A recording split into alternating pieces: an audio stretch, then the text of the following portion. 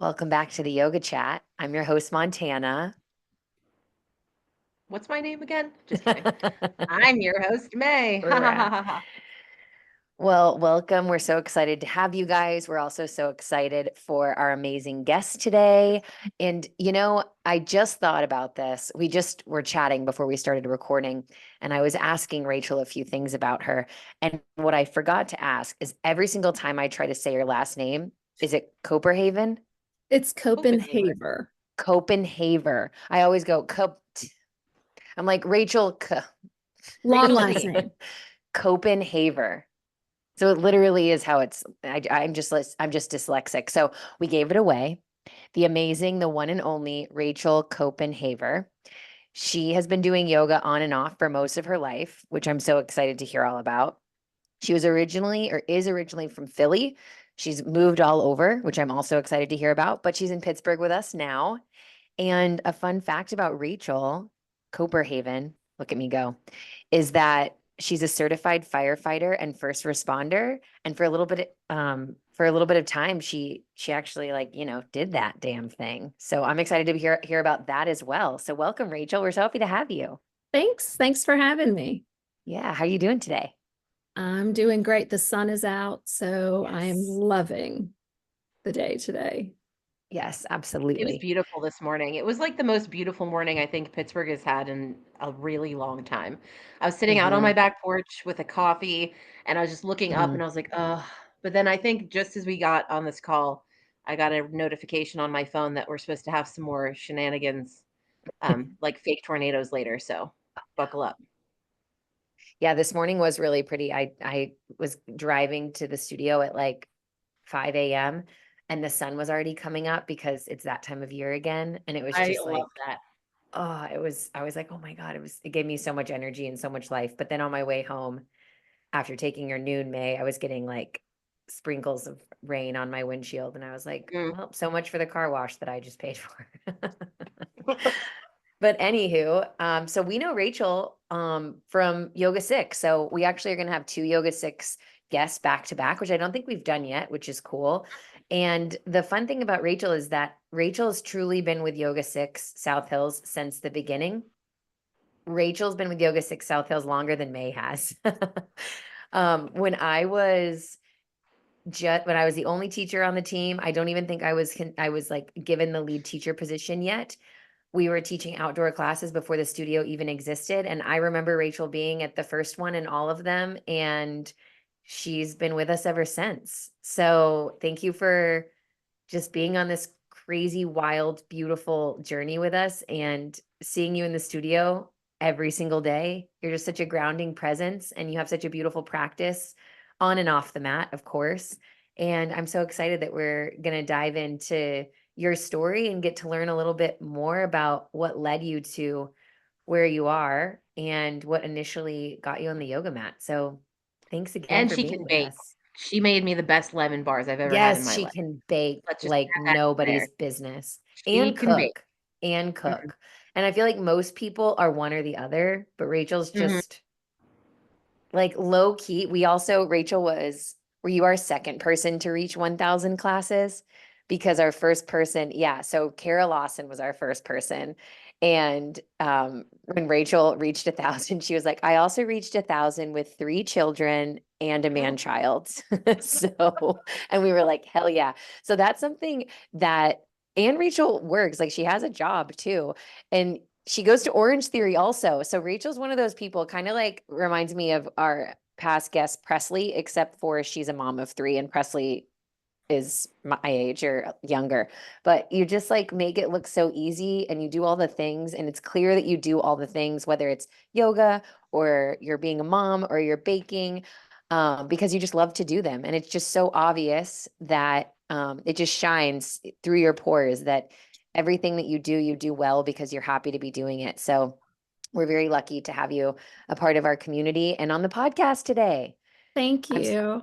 yeah, of course. It has been, I will say, my journey with Yoga Six has been so wonderful to watch the community start from an idea Mhm. and blossom into this just very vibrant center where so many people are drawn, they come and they're like, oh, I'm going to try it, or I'm shopping around, and they're just drawn in by just the magics Yeah. that are there with the personalities and everything. And also, of course, how amenable it is and welcoming. So it's just wonderful to have watched it grow to where it is now, and to get to have met, so many people, so many diverse people, and gotten to know a lot of people as well.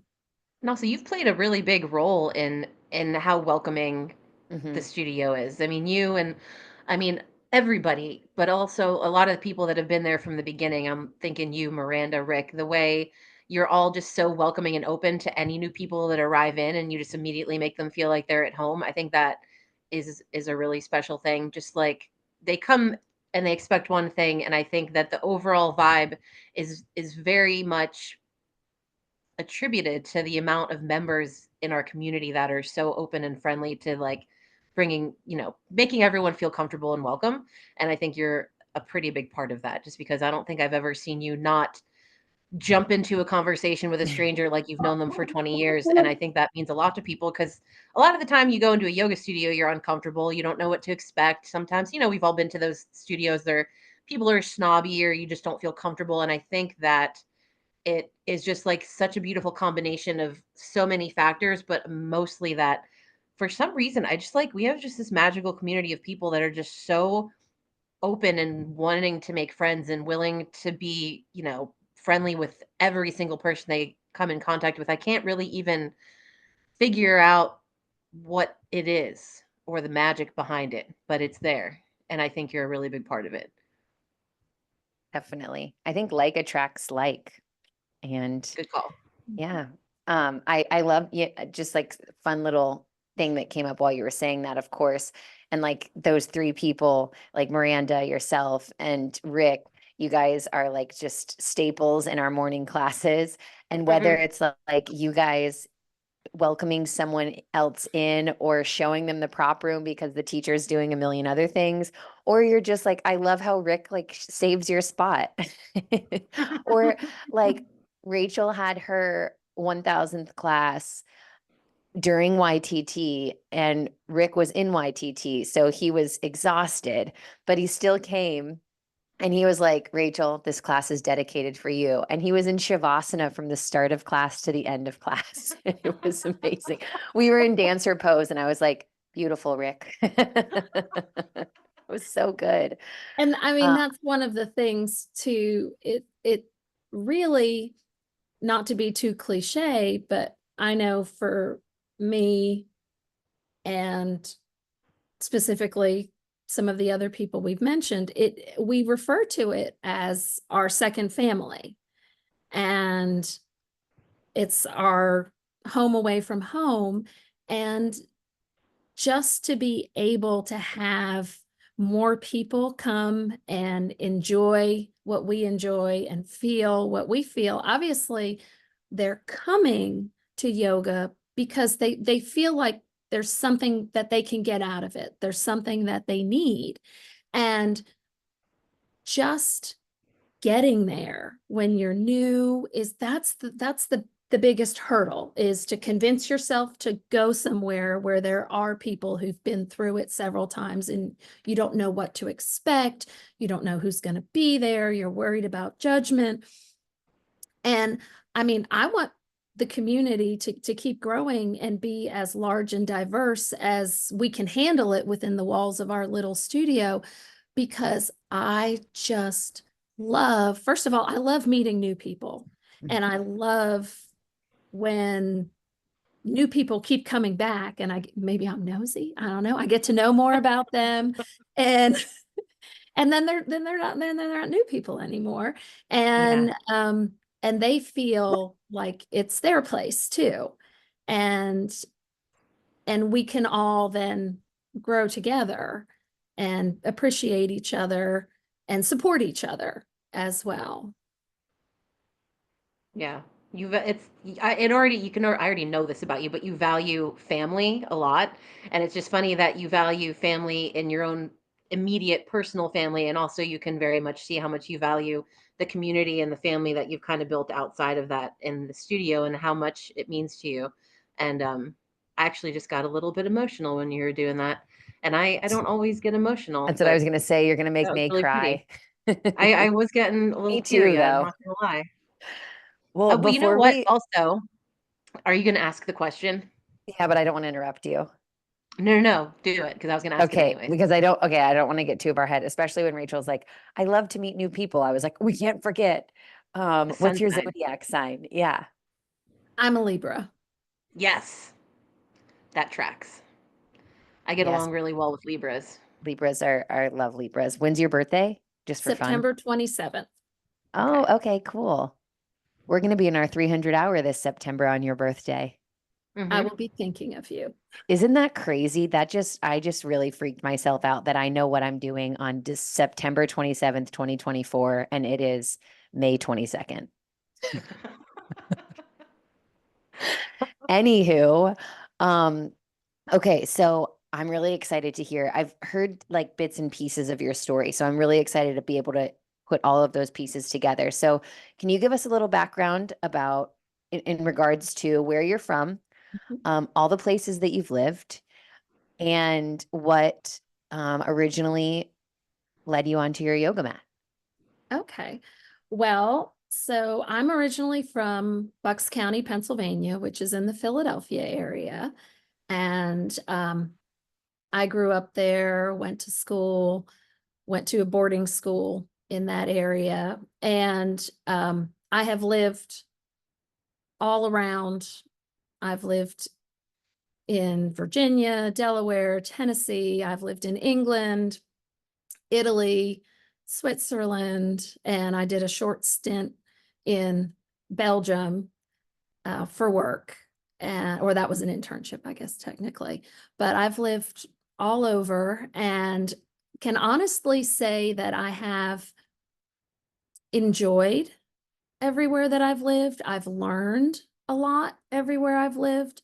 I don't know that I would go back to some of the places permanently where I previously lived, but I have taken things away and grown as a result of being there. But I grew up in the faith that I grew up in was the Quakers, and it's a faith that uses silent meditation and expectant listening instead of preaching. So from being, a small child, I grew up with a meditation practice. And part of being, especially, I mean, even when you're adult, but especially being a small child and having to learn the discipline and being able to get into meditation is centering down.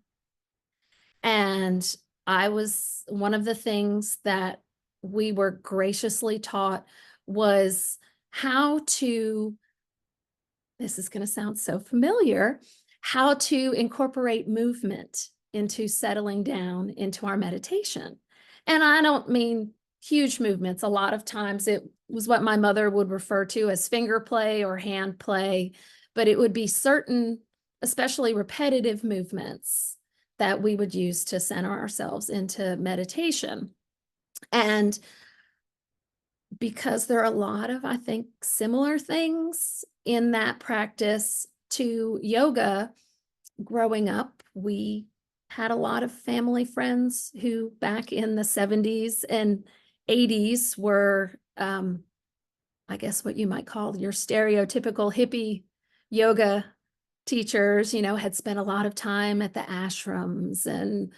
And so we would go practice yoga with, friends of the family, or if we were on a retreat or other things. So from a very young age, it was something that was presented to me in a very positive light of, here's something that you can use for health and mental fitness and that sort of thing.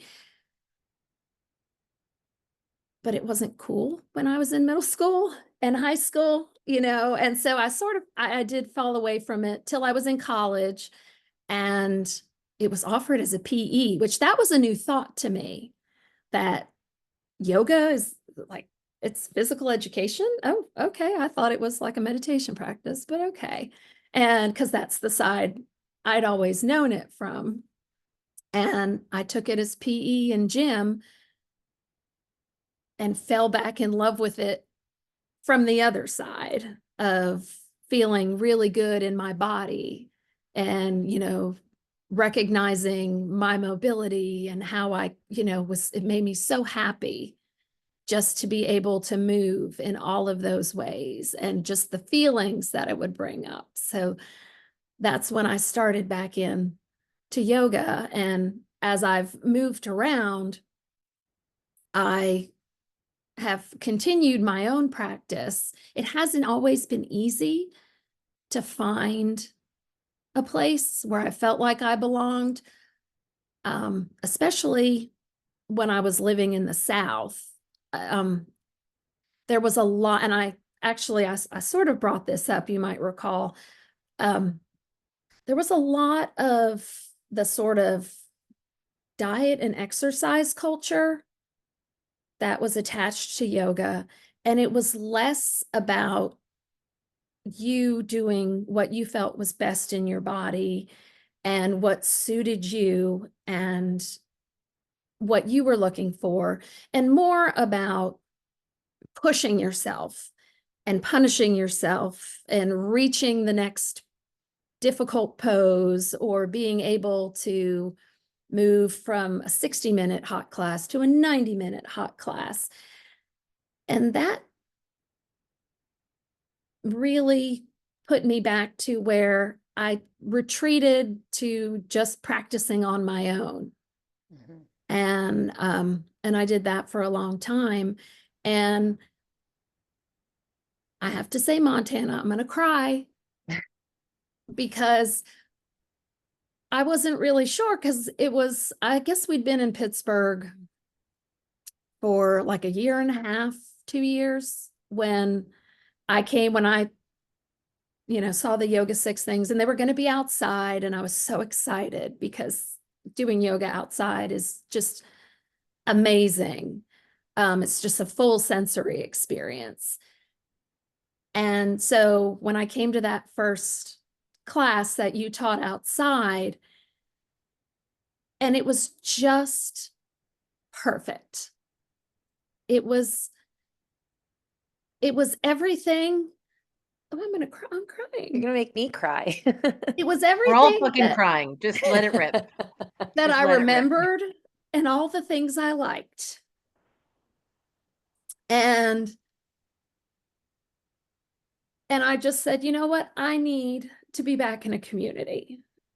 And so that brought me full circle back to being in a community. And I think that is one of the reasons too that I'm so passionate about having a welcoming environment, because I really believe that when people come, everyone is doing the best they can, the best for them, and they're making choices, and we need to honor that. And so that truly, I think, is what helps make a community holistic and welcoming, is just being able to not require that people conform to Mhm. something. Or another thing I've experienced is being required to complete certain levels Mhm. before you can advance in your practice. And so it's almost like martial arts, where you have to get Mhm. the yellow belts The and the belts, orange yeah. belts and and that's not what yoga is to I was me. just gonna say, it's not.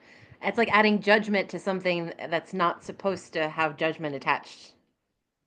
And and I really feel like having, the understanding and the freedom to say to yourself, I'm, and affirm, I'm doing the best for myself that I can today. I'm consciously deciding to follow what my mind, what my body needs, and be guided by the person who's leading class, leading the group. But I don't have to look like everyone else.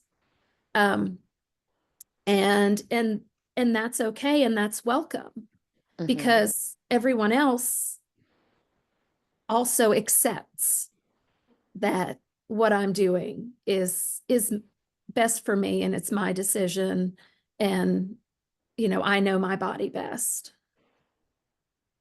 I have a question. We've talked about this a lot lately, just the use of language in a class. And since you're talking about, you stepped into Montana's class and from the very beginning, you felt safe to choose what you wanted to choose. And you felt, welcome to practice the way you wanted to practice. What do you think, how do you think she provided you with that feeling? Is there a specific word that she said that you were like, "Oh, I feel safe and comfortable," or was it a general feeling that she gave? Or even in general, when you come to classes at Yoga 6, what type of things do you hear that reaffirm and make you feel safe to be whatever you wanna be? So if I recall, there was basically an invitation where she said, you know, I'm going to be guiding you, and honor yourself first, and everything that I am saying, it's an offer. It's not an imperative. Mhm. And move, move in a way that suits your body. And two, I also think that, especially, which is one of the reasons I love the outdoor classes, is Mhm. because of the expanse Mhm. and everything that's going on. I do think people do feel more free when they're in that sort of environment, because you're not closed in, Right. Mhm. by walls and a sound system and everything. It's just seems to be just infinite. The Mhm. your space, the way your mind is when you're outside. And so it feels like, okay, I can be myself. I can do what I'm doing. But it's the initial invitation, that says, I mean, you do you, and that's beautiful. Mhm. And Mhm. you're welcome to bring what you have and what's available to you. And that can be different from a Monday to a Wednesday. Totally. Yeah. Um, and so just for people to have that permission and that invitation, that there's an understanding, makes a huge difference. Because if Mhm. if that remains unsaid, even if it's supposed to be just understood, like Right. yoga's about you following your body, if that remains unsaid, people might second guess themselves and feel, oh, my pose wasn't deep enough, as I didn't look like the person next to me. I feel like I'm not living up to an unnamed standard or whatever. Mhm. Just that it's there, and it's the permission, and it's out on the wind. Mhm. And people are reminded, because we all need to be reminded. We're Mhm. human, we're tryhards. We I are. Yeah. mean, and to be reminded that it's all good, just to do what's best today. Yeah. We were just talking about this with Chrissy and I, who's the owner of Yoga Six, for anyone listening who doesn't know that. And someone, I guess, came to the beautiful Kara Lawson's 101 class. So specifically a class geared toward the foundations of yoga. So oftentimes beginners come to this class or even first time yoga students come to this class. And someone afterward gave feedback that in the beginning of class, she said just that. She said, you know, do whatever it is that your body needs. Everything I'm offering is an option and never a requirement, not an imperative. And she brought that up to whoever she spoke to afterward. And it was a reminder, Chrissy reminded me, like, you know, if you or any of the rest or anyone else on the teaching team ever feels like you're being redundant, you're not. Like there's always one person in there who hasn't heard it before. And there's always multiple people in there who, like you said, could benefit from the reminder. Yep. Even myself today, like I went to May's power class and I said to her, because last week's episode, May was like, I've really been trying to dial it down. And so I was like, hey, I was listening to our episode on the way to the studio. Can you not dial it down today? Because I want to die. But then also, like, I would catch myself, like, when I really needed a moment to pause and my, like, you know, dancer mentality, human, like you said, we're triers.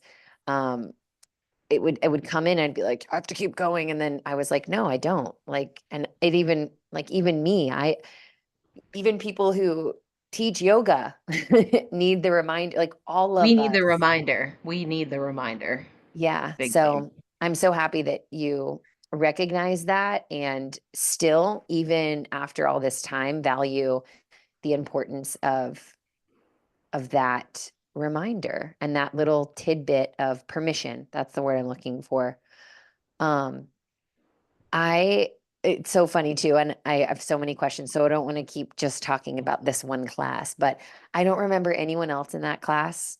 And I, for whatever reason, like while you were practicing, I don't really know how to put it into words, but I just felt a connection toward you. And I was like, and it's almost like I can kind of take it for granted knowing that you're still here because, like I said, you're such a grounding source that, like such a grounding energy that it's like you're so reliable and I can always count on you being here. But um, it it it really, it's like I said, it's hard to put into words, but it's kind of like if I try to put it to words, it's like Rachel, like, of course she's the person that I remember from that class and I don't remember anyone else. Of course she's been here the whole time. Like, of course what's the word? Sorry, Denham's distracting me. Of course she appreciates the reminder at the beginning of every single class now that you've taken probably 1,300 that you can, you know, customize it your own way. So, yeah, okay, going back a little bit, I just because I'm curious, because I love to travel. Where's your favorite place that you've lived? Might be a hard question. So I will have to say my favorite place that I lived was in England. So I lived in Berkshire in the city of Reading, and it's a very central location. So I Mhm. could travel literally anywhere in Europe because Oh, cool. train to go to France, literally I could get on at my train station Oh my and gosh. go. But also there was so much to do. And I don't mean necessarily just nightlife or amusement parks or anything like that. There was so much history. There were Mhm. so many just walking trails. And so you could just hike and hike and hike. There was just so many outdoor activities, museums to visit, and everything was so accessible. I love public transportation. And it is just amazing the freedom when there is a well-ordered, reliable public transportation system. Yeah. The freedom that you realize, the accessibility is not only because of the transportation, but because it's cost effective as well. I didn't have to have a car. Mhm. Mhm. And and so it was affordable. That was, one less expense I had. And I just adored finding different off the beaten path hikes to go on, historic places. Everywhere's historic. Every little village, every little hamlet has some sort of claim to fame about history, whether they're Shakespeare slept here, or there was some sort of artist, or like apparently where I lived, like Oscar Wilde had lived down the street Wow. from where I lived. So it's just so many interesting, and I also love trivia. So it was just right up my alley to learn all of these little known tidbits and offbeat stories. And Oscar Wilde peed on this cobblestone street corner when he was drunk in Yeah. 1855. I believe it literally was Oscar Wilde. The flat where he lived was down the street from me when he was arrested and put Oh my in gosh. jail. Oh my gosh. For peeing on the cobblestone sidewalk. It was a little different than that at the time, but pretty close. Yeah. Well, that's awesome. I had a feeling for whatever reason you were going to say England. Um, I spent like 24 hours in England, and I would love to go back and be able to spend more time there. It just was such a cool city. That also, another thing that I noticed just from being there for 24 hours was like it felt so familiar but still like foreign at the same time. Like it's not that different, but it's also so different, you know? Mhm. So I felt safe in that way. I felt not necessarily, I mean, yes, safe, but the word I'm looking for is like comfortable. Like I felt competent there. Um, I think it's also cool that there's only a few of you guys that we've had on the podcast who were first introduced to yoga via meditation. I think Yep. the only other person I can think of is Valerie. Can you think of anyone else, May? Not very many. No. I'm sure No. there's another, but most people, not just on the Yep. podcast, but in general, are introduced to yoga through the Asana. asana, right? Yeah. The physical practice. And so I think it's also really thank you for everything that you said about everything that you've shared about Yoga Six and the community and how it's impacted your life. It really warms my heart and makes me want to cry. But it's also like a cool reminder that like what am I trying to, I want to pick my words wisely. But we have talked about, I don't think we have in a while, but we've talked before about on the podcast like how modern day yoga is obviously so different than what it was intended to be. But there's still value to all of it, and there's room for all of it. And even someone that first was introduced to yoga via meditation and went to places that where it felt like it was like fitness or diet or whatever, like physical appearance, vibes or standards. Um, it doesn't, it's not all places. And honestly, like most places aren't that way, right? So Mhm. the reason that I bring this up is because if anyone's listening that feels intimidated, like we've talked about, it's like most if you've been to a place that did give those sort of icky vibes, like I promise you there's 5 studios down the street Yes. that Keep don't looking. give those icky vibes, you know? I think So especially go ahead. now, I think a lot of yoga studios now are very mindful to not give those icky vibes. I think that a lot of studios are trying to incorporate all of the aspects of yoga and not just the physical, even by teachers dropping little tidbits of, some of the yamas or the niyamas during a practice or things like that. But I think, at least from what I have seen in our Pittsburgh yoga community, I feel like a lot of studios are really trying, and they're very mindful of not just making it. I mean, like bottom line, modern day yoga is partially a workout. People take an hour, they go, they want to move their It's body, all of it. sweat, they want to get strong, and there's nothing wrong with that. But you can turn that hour of sweating and getting strong, and you could also incorporate the other parts of yoga into it. And Yeah. I think most studios that I see now in our community, in our city, are very mindful of that. There are still some that have those vibes of like, if you want a six pack, do this. But like that they are now, I think, in the minority. And I think that um they'll figure it out.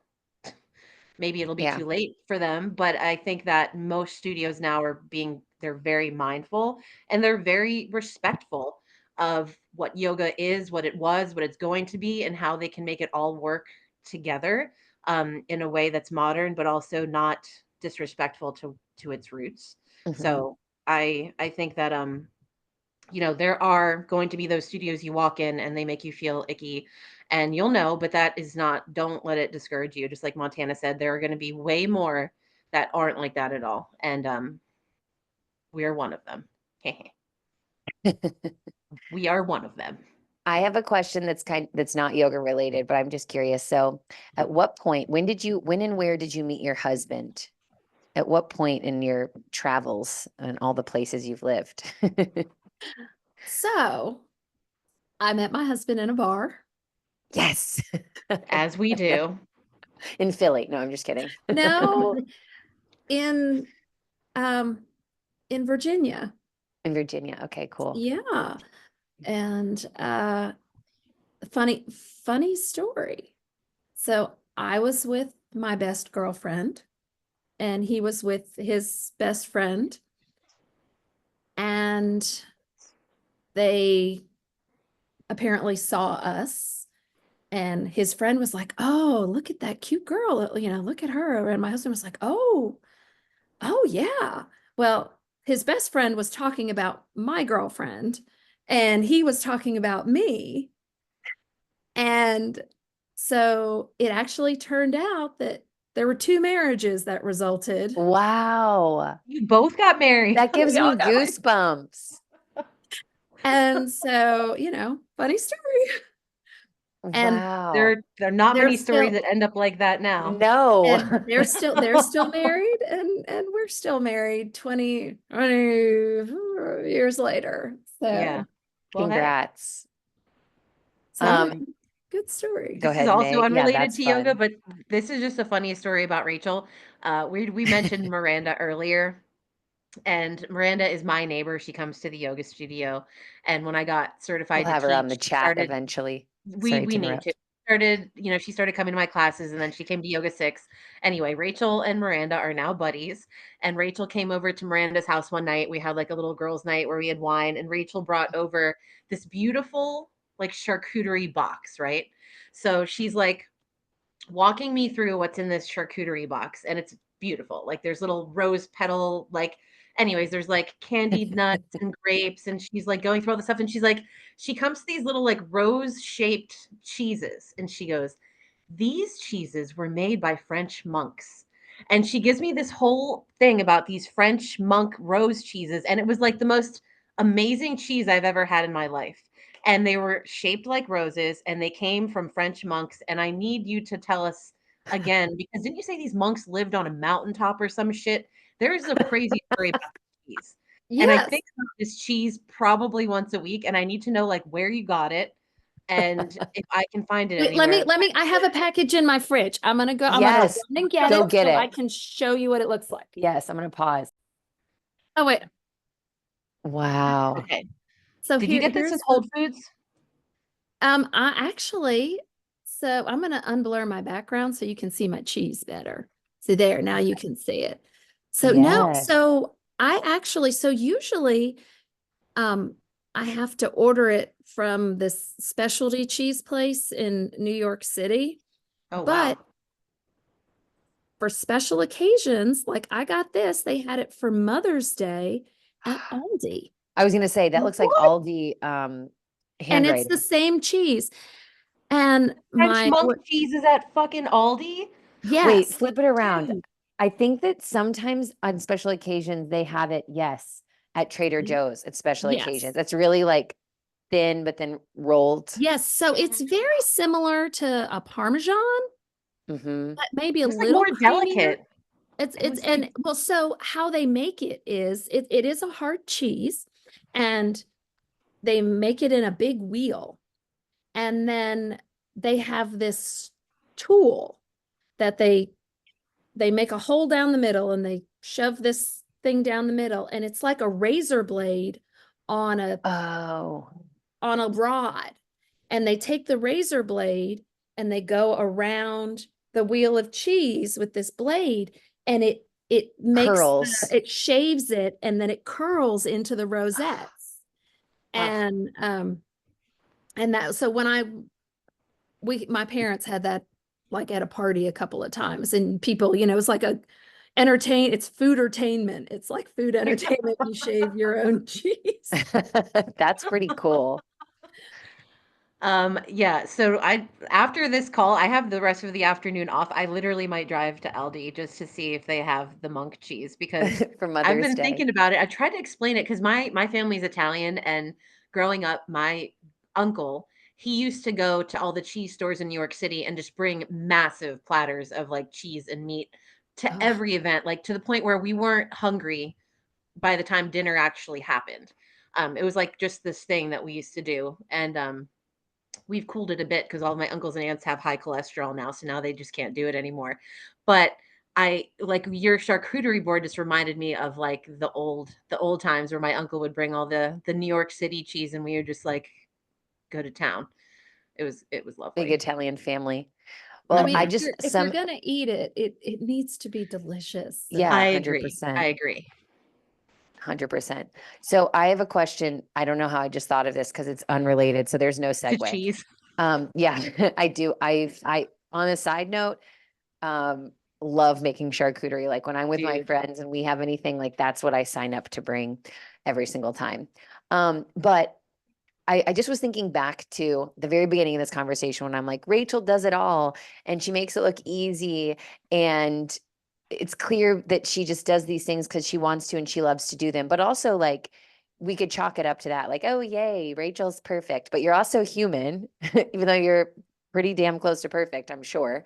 But I'm just curious to know, like, I've watched you over the past almost, 3.5 years consistently show up for yourself, regardless of all the other things that you have going on in your life that I see, and all the other things in your life you have going on that I have no idea about. So I'm curious to know like what it is that motivates you to keep that consistent practice for yourself, whether it's yoga or Orange Theory or baking or being the best mom on the planet.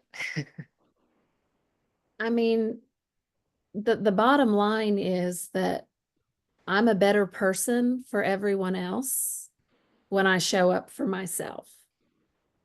Um, when I can be consistent with my yoga practice, with making sure that I feed myself nourishing food and that I get enough fresh air and exercise, then I'm I'm better at everything else that I do.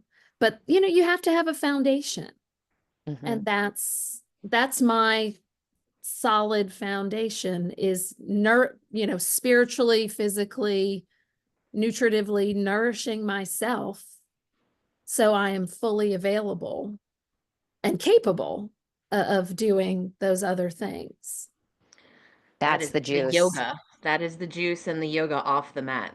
I feel like I don't know, I'm not a mom, so I could say like I feel like so many moms need to hear that and I'm sure it's true, but that's like part of the thing that makes me nervous of being a mom is that like I'm like I watched my own mom, not do that for herself for so many Mhm. years and then now and she got to a point where she figured it out and I'm very glad that she did and obviously she's glad that she did. But I think And like here's it's the thing that there are a lot of people who would tell you, especially in different cultural areas, mhm. that's selfish or you shouldn't be Mhm. taking time away like you're doing that. But as I mentioned before, if you can just suspend disbelief, just truly believe that everyone is doing what's best for themselves at that point in time, but then accept that it's okay for you and that Yeah. you need to do what's best for you Yep. at that point in time. It opens up just this new expanse in your mind where you can say, you know what, there is room. I do have room. And, maybe some days it's I go at, 7:30 in the morning, you know, and go before work. Some days it's if it's extremely hectic, it's I I feed my kids dinner and I peace out and say I'm going to the 8:30 restore class Mm-hmm. and I'll be home to kiss you goodnight. But there's always that little bit of room, in the day if you truly make space for it and believe that it's there for you. And it once you can buy in and really Mm-hmm. believe in that, it just becomes a part of your habits. It becomes a part of your personal priorities. Yeah. And um and and and like I said, I'm all the better for it. It's foundational, and it has my mental health has benefited from prioritizing all of that. My physical health has benefited from prioritizing that. And I really feel like, I mean, literally there are times when I mean, I'm not always Mary Sunshine. Sometimes there's some difficult things. And my kids will be like, Mom, just go to yoga. Or Mom, Dude, go for a same. run. Like,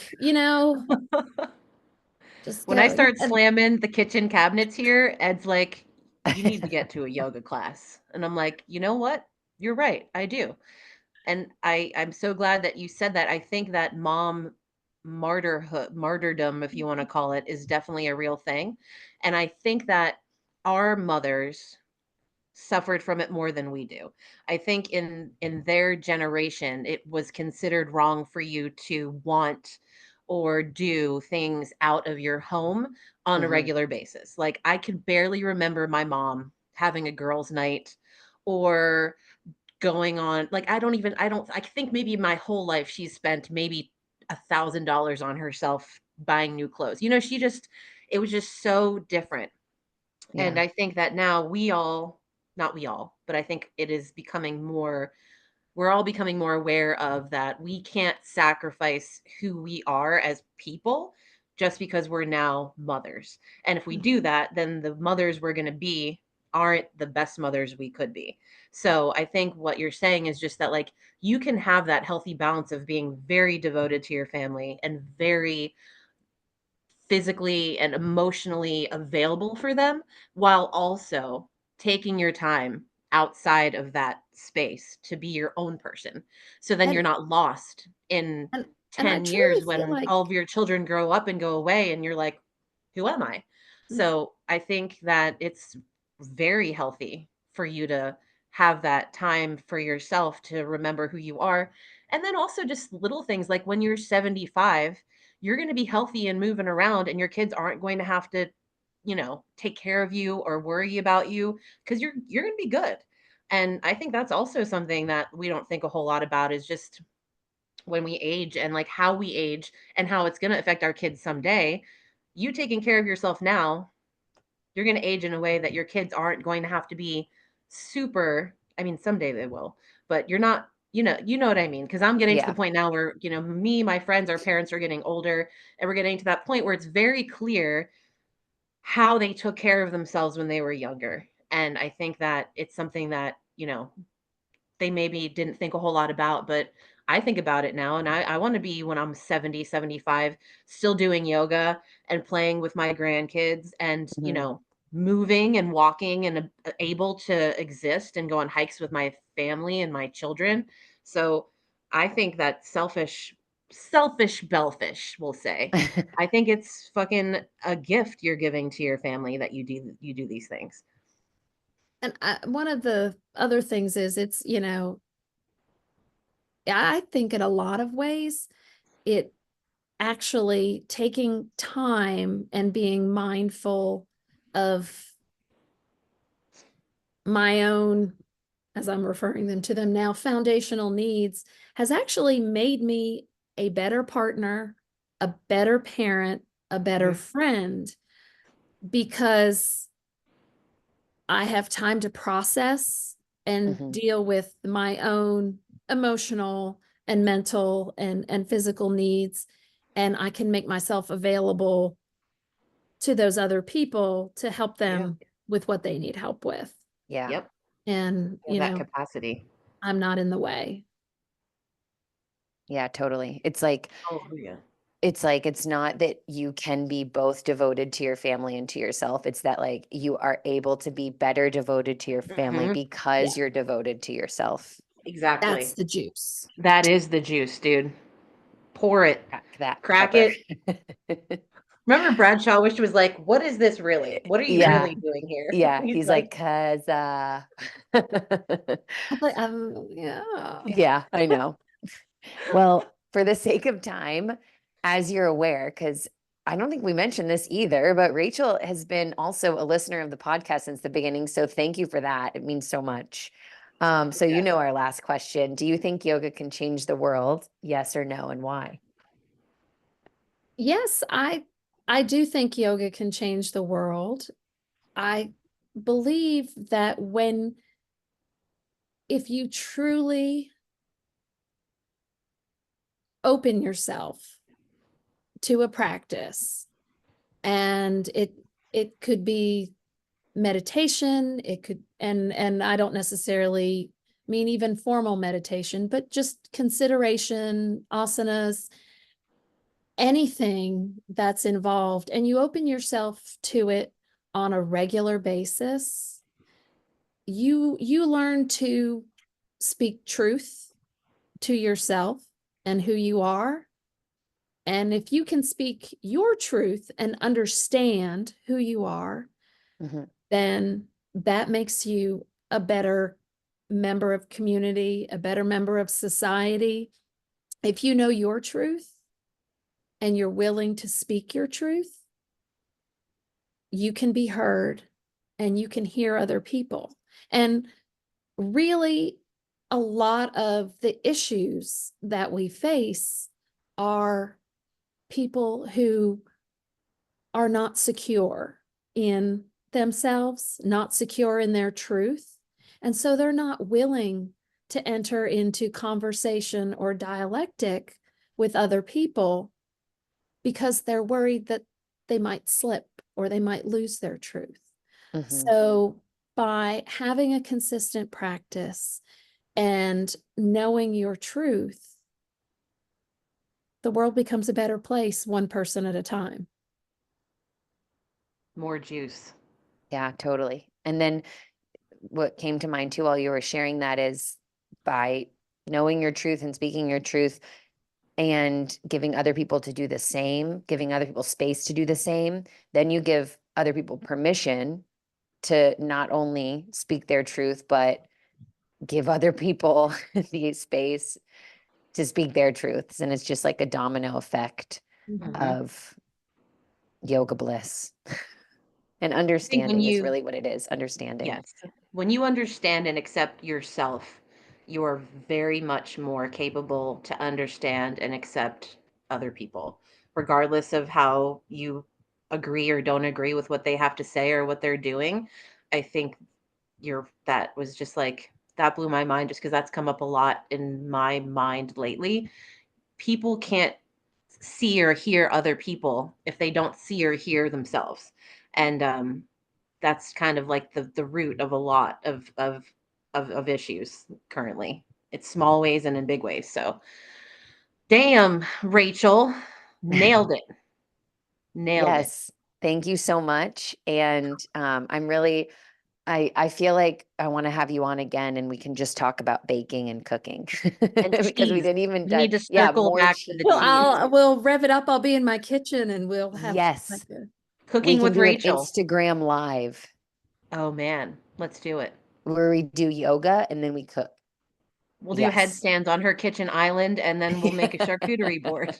this could be the best new concept Yes, I'm for a down. show where it's yoga and baking. Yes, Few meditative practices. that is accurate. Look, Let Rachel's me so talk to my excited. We're doing agent. it. Yes. We're doing it. You're a fucking animal. We're gonna do it. We're gonna do boom, boom, boom, boom, boom. We're doing all the things, right, Montana? You're a fucking Exactly. animal. Sign me up. Well, thank you so much for spending time with us and sharing your story and for being a part of our lives for the past 3.5 years. I know that it still feels like just the beginning, which is just awesome. And thank you for all your kind words and belief in what started as an idea and, like you said, has turned into this vibrant community and space and welcoming, um, just group of diverse individuals who are getting to spend time in their second home, their family, their home away from home, rather, their second family with their second family. And we're so happy that we get to be a part of that second family. I'm happy I get to be a part of the second family with both of you and all the rest of you at Yoga 6 South Hills. You're amazing. So thank you very much. We made May, I say we, it wasn't we, it was just Rachel. Rachel made May cry. Give her an award. Yes, we will. Everybody that's made you cry on the podcast, who, if you have done that, you know who you are, expect something in the mail. Yeah. It's like the wall of fame. Yes. It might The be a wall of bathroom tears. stall with my name and phone number, but it's the wall. Yeah. Oh, that's amazing. All right. Well, anything else you want to share before we head off? And I just thank you so much for inviting me to be on. I truly enjoy spending time talking to you ladies and just being able to talk about positive things and put more positivity out into the world. And, maybe Great. somehow someone who has been on the edge or thinking about starting a practice or visiting or joining a yoga community understands that there are people like you, like me, like May, like Rick, like Miranda, who are just waiting. I'm just waiting for you Mhm. to come and That join. gave me chills. It's so it's so true. We're literally that's so true. We're all just waiting. We're like, when you're ready, we're here. Come on. Join us. Come and knock on our door. Yes, I love it. All right. Well, thank you guys so much. Have an awesome rest of your day. And I can't wait to see you guys soon at the studio. Thank you. Bye. Bye-bye. Bye.